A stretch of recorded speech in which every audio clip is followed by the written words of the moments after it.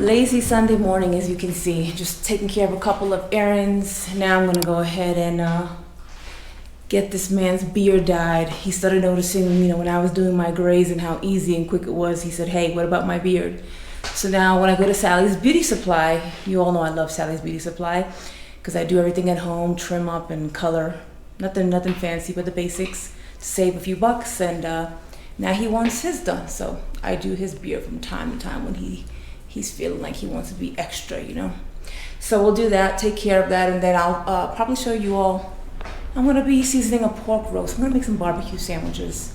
So I'll probably season that up a little bit later on. So let's go get this dude. He's been working hard editing. Hi, husband. Hey, what's going on? You ready to do the work on your beautiful face? What's going on? Yes. I see you're doing other work there, editing. You're hard at work. Working hard, man. Working hard, trying to bring that good content. And I'm putting you on blast now, and everybody can see what you're doing here. Early in the morning. Secret. Yeah, I'm ready to go ahead and do Sally, sponsor us. Sally's Beauty Supply, right? Beauty Supply. I told them, I'm like, it's one of my favorite places. It's affordable and, get everything you need, all the basics. Look at this guy. They're like, I call him his best bud because he really is. He's a mama's boy for the most part. This guy. Hi, Papa. Hi, sweet pea. Look at this guy. Hi.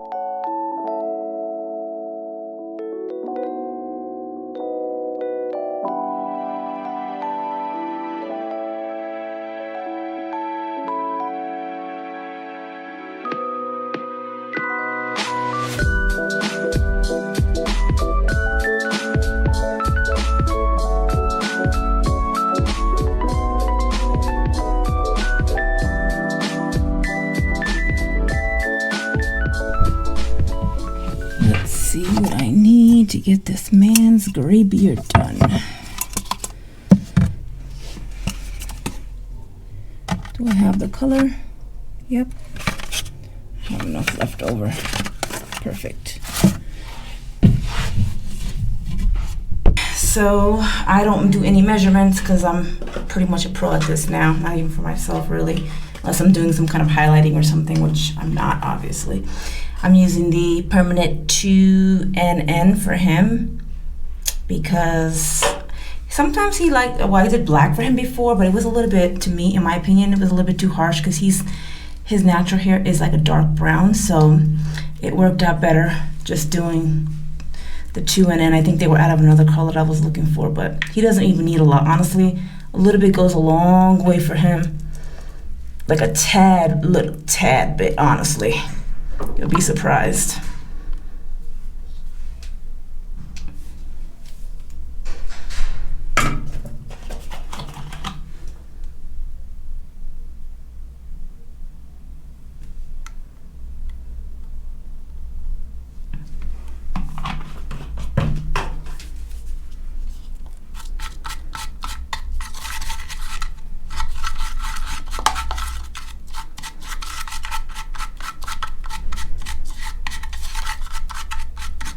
As you can see, he had it done maybe like 2.5 weeks ago, so it's starting to grow back a little bit, but not fully. And you know what this guy was thinking when we first went to get dyed? I remember he told me, he said, I need the one that's for men. Ladies, this is how men they don't know. I mean, it's not their fault, right? He's like, I need the one that's for men. You know that hair dye, that box dye that comes with like a little comb, and it's like, is it just for men or something like that? I don't know, whatever. But it's of course, they promote that, and it's all marketing ploy. And I told him, I'm like, there's no reason why you need to spend that much on that little box because it shows a picture of a man. I'm like, come on, buddy. We're going to Sally's. I'll show you how it's done. I got that tube. That tube might cost like a few bucks, maybe like $5, give or take. It's a little bit more here in Mexico. I don't know why, and I say that because I bought it in Queretaro. When we lived in Queretaro for a year, I bought it in Oaxaca City, and even I think in Mazatlan, hair dye for myself or for him, and it was more than I'm used to spending, but maybe like $1.50 or $2, more or less. Talking USD now to those of you who are out in the United States. But yeah, so he thought he had to get that, and I said no. We're gonna get this tube right here, And this is gonna last you for a few months. As long as you store it properly, you're good to go. Don't even worry about that.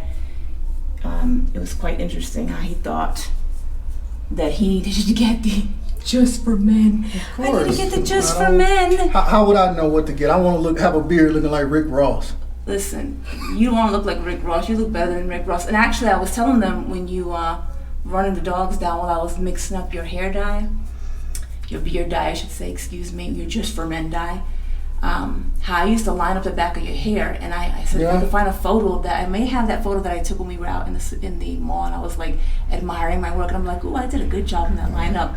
I'm gonna insert it. But for you, that's how we are though. I cut my own hair. I always used to cut my own hair, and she used to line me up around the back because any barber will tell you that it's hard to line up your hair behind your head because you can't see. You have to use like 3 or 4 mirrors. But yeah, I used to cut hair when I was younger. I used to cut my pop's hair, you know, miss you pops, cut my uncle hair, my brothers, my nephew. I used to just cut hair all the time. I never took it like professionally, like I wanted to be a barber with it, but I was a neighborhood cutter, neighborhood barber. That's what I'm gonna say. Always trying to figure out ways to get a little bit of money, you know? Hey, maybe we should start. No, we can't do that. It's illegal. I was gonna say, hey, let's, since I used to groom dogs' hair, I know how to cut, basic hair. We'll just go ahead and like open up a barber shop on the corner. Like we could never do that in the U.S., No. We could just like start like cutting hair for side money, Yeah. That's one thing I respect about over here, especially in Aguascalientes. I'm seeing it a lot more than any other city that I've been in. Well, maybe Guanajuato City. People just take a cart and push it. I love it. And have shaved ice and some little liquor like juice and sell you ices, sell you coconuts. And some man walking around saying, "You want some cocoa?" I'm like, "What is he talking about, cocoa?" And he takes the coconut water, I think, and he just chop off the coconut, and you can drink the water or whatever. So it's a lot of that going on, and I respect that. I remember being in Queretaro, how people used to just post up outside the Walmart and just sell you everything. And yeah, you couldn't do that in the United States. I'm gonna go ahead and put you on a quick time warp so I can get your mustache and make sure that you're not moving your mouth when I get those little thin lines.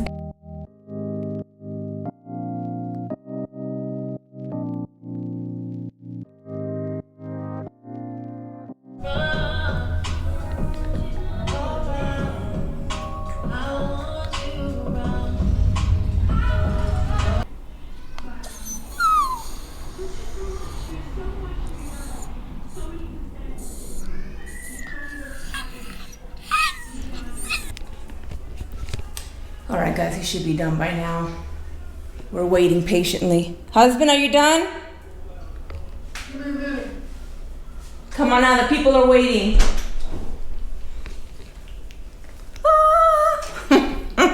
It's green. Yeah, right. Oh, you look good. Let me do like the R. Kelly twist on. Really? Time to be rude. You know what to do. Let me see. Let's take step side to side. Let me see the front. Come, put your head down. We're not all as tall as you, husband. Yeah, you look good. You look nice. Nice color. But you're handsome either way. So, all right. We're gonna move on to seasoning this pork, and then it's gonna have to marinate for at least 12 to 24 hours in the fridge, and that's when we'll go ahead and cook it and show you the final result. All right, guys, so what I'm trying to do, because of course, as I mentioned before, don't judge me, we're in a furnace department, so we work with what we got, and we don't have the sharpest knives by any means. So I'm just trying to literally create a little section separating the cuero, that's how they say it, right? It's the skin part of the pork here, so I can get in there when I have my when I have my rub actually prepared. I'm gonna go ahead and show you. I'm gonna season the whole pork and make sure that I get all that lovely, beautiful garlic all into the meat so it can marinate overnight. So we're gonna continue trying to create this pocket here, and we'll be back with you shortly.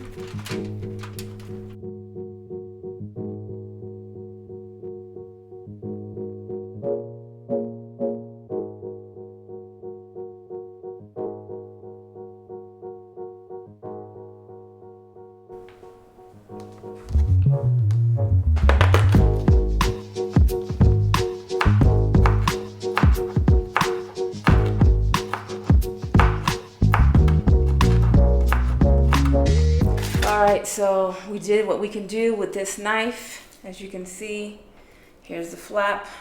All right, usually I don't have the skin taken off like this, but we did the best we could. So I'll make this rub real quick. So you saw my husband, he's my garlic smasher. He helps me out. Several cloves of garlic. No, it's not too much. If people who make roast pork, whether you are Italian, well, you know, Italians we love garlic. Garlic makes everything amazing. There's never too much garlic. And you know, for those of you who make like pernil, if you're Puerto Rican, Dominican, or wherever you're from, Cuba, you know, we use garlic in all those other places as well, right? So adding some olive oil. I don't do measurements again, but except for my salt, I kind of have an idea what I want.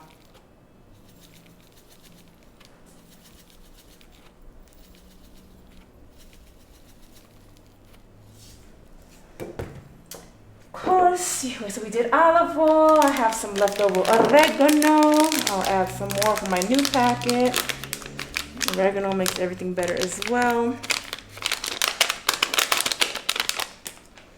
Let's see, I need some black pepper. And my husband makes fun of me because I use my nose. And he calls me, what do you always call me? Ratatouille. I know how it's supposed to taste by the way it smells. I have some white vinegar. I have used white vinegar to wash the pork. For those of you who probably already know, you can use that as an antibacterial, it's a tenderizer, all that good stuff. So that's white vinegar, the cheapest thing you can ever buy. I have some cumin. Or cumin, how I used to like to say it. Somebody told me you should say cumin, so whatever. Cumin, tomato, whatever you want to call it. Let me open this guy up here. Okay, another very amazing spice. Paprika, my favorite. One time I made roasted potatoes. God rest my dad. So I remember he came to my place when I was living in Atlanta, Georgia, and I made some roasted potatoes, and I was out of paprika. And what did he say, babe, at the table with his little attitude? Because he's just. He said, it's okay. Steve, you like? And what did he say was missing? He said, add a little paprika. And I was like, Dad, I don't have paprika. Make it better. I don't have any paprika, so sorry, I'm out. And I said, hey, it's great to me. It's good to me. Got some onion powder, which I don't listen. Onion powder and garlic powder are my staples. I mean, all of these are my staples, really. But like, you'll never see me out of like onion powder or garlic powder. This is garlic powder. Even though we have smashed garlic, it doesn't matter. You gotta put garlic powder. Gotta make it real happy. Real happy. And now I'm gonna take some brown sugar that I have on hand. Not too much. Just a little bit. I don't know, just a tad bit. That seems right. So this is a meal that I actually I'll make 2 dinners out of this one piece of meat. No, we're not eating this whole piece of meat, just FYI. What I'll do is I'll make like the roasted pork, and this is lime, of course, and we'll have it with like, maybe I'll do some tostones and some rice or some plantains, whatever we feel like we're in the mood for. I don't know, it depends. Or monfungo. Monfungo. For those of you. Funko. Well, why are you laughing? You guys ever seen on Saturday Night Live, I think Keenan, he makes fun of this, the Puerto Rican or the Cuban baseball player for the team. He said, you know what goes good with that? Some good mofongo. But you know what? When my husband met me, I cook a lot. Like, I like to cook all kinds of food, like from all different kinds of countries. Yes, I grew up very much Italian. My mom was, American Italian, but also had like Polish, German, and whatever. My father was straight up Italian, like little pit bull, short accent, straight out of Italy. And but as I had a lot of friends from like West Indian friends. I had friends from Trinidad and Guyana. Had friends from DR, from Dominican Republic, Puerto Rico, on and on and on. Cuba. When I grew up, I grew up in New York, so I learned to cook all kinds of food, everything you could think of, and I enjoy eating different kinds of food. So This will be probably that first dinner, tostones, some roast pork, or maybe plantains, rice. And then secondary dish will be, I'll shred this pork and we'll make what my husband likes because he's from the South. And I'll let you announce what that is, your favorite. Ooh-wee. Yes, guys. Hello.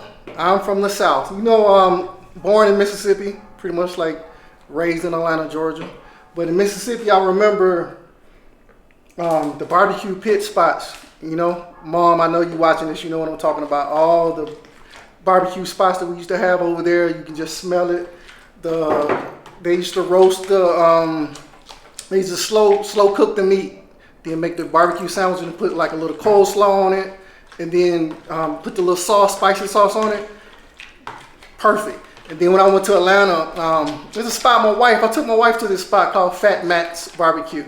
She wasn't this big fan of it, but I told her. No, not barbecue. Let's be clear, because I love barbecue. Fat Matt's Ribs Shack. I tasted better. I'm sorry. In Atlanta, you know what I'm talking about. Fat Matt's Rib Shack.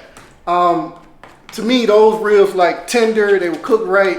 I can't speak for the chicken and all that, but if you ever go to Atlanta, go check out Fat Matt's. Over in East Atlanta, there used to be a spot, Abdullah the Butcher. It's closing along. I'm talking some old stuff, man. So it's like Atlanta had a lot of barbecue spots too, and I'm big on barbecue since I'm from the South.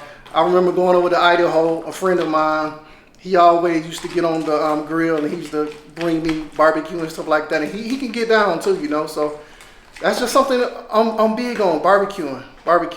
But yeah, I love barbecue, the briskets, the chicken. You guys saw some of our old videos when we had the little grill in the backyard. We used to do the barbecue chicken or barbecue burgers and stuff like that. So yeah, that was on point. So we missed that because we wish we had a space right now to do that. Who knows? In the future, we may open up not open up a space. we may find us a spot, a home or something further north in the city, or I don't know, that we can have a little space in the backyard so we can get out there and do some grilling. But yeah, I missed that and I like that. But yeah, wifey, she can get down in the kitchen, so she normally make the barbecue pulled pork sandwiches for me. And you know what you're gonna make? Guess what you're making on the side? My favorite that you do it so well. Lemon pepper fries. Lemon pepper from scratch. Yeah, they are good. The lemon pepper fries. She like when I make the lemon pepper fries. So I may show you guys that. I can do a little cooking, just a little bit. Yeah, he can. I try to force him to do it more often. Yeah, I'm more of a breakfast person. Like I can cook some breakfast, and I also can cook too. I make meatloaf. Shout out to my sister, taught me how to make the meatloaf. Yes. I used to make lemon chicken. Man, I can make a lot of stuff. It's just more of I just have to get in there and take the time to do it. But she be over me like a hawk. Like, I'm hungry. Give me the food. I'm like, because he never wants to cook for me, guys. Tell in the comments. Everybody say, Steven, cook for your wife. And if we get at least 20 people to say, Steven, cook for your wife, you need to cook for me. I'll cook and put it on camera in the next couple of weeks. And I'll put it on camera. No, meaning the whole meal. I'll cook you some hamburgers and French fries. Hamburgers and French fries. No hamburgers and French fries. To the guys, hamburgers and French fries. Put that in the comments. But yeah, so right now I'm just making. Flip back around. I'm gonna show you guys real quick. I'm making holes. So as you can see, I was making holes, slits, whatever, into the meat. And when I'm finished doing that, husband over here is going to help me rub this beautiful lotion all over this pork and put it into these slits as well, and it's gonna marinate overnight, and then we will put it in the oven tomorrow, mañana. All right. All right, let's get it on and coated. So we're just gonna take with your hand. It's a messy job, but he can do it. And I'm serious about that, ladies. I need you ladies to get on my side. You comment make a comment and let him know to make some dinner. And no hamburgers, no fried bologna sandwiches, even though he made me love some fried bologna sandwiches. But I don't want something easy. He's got to make something really, really good. And he's going to have to, if we get at least 20 comments saying, Steven, make your wife dinner, at least 20, you got to do it. Come on, help me out. Mashed potatoes and I can do some mashed potatoes and meatloaf.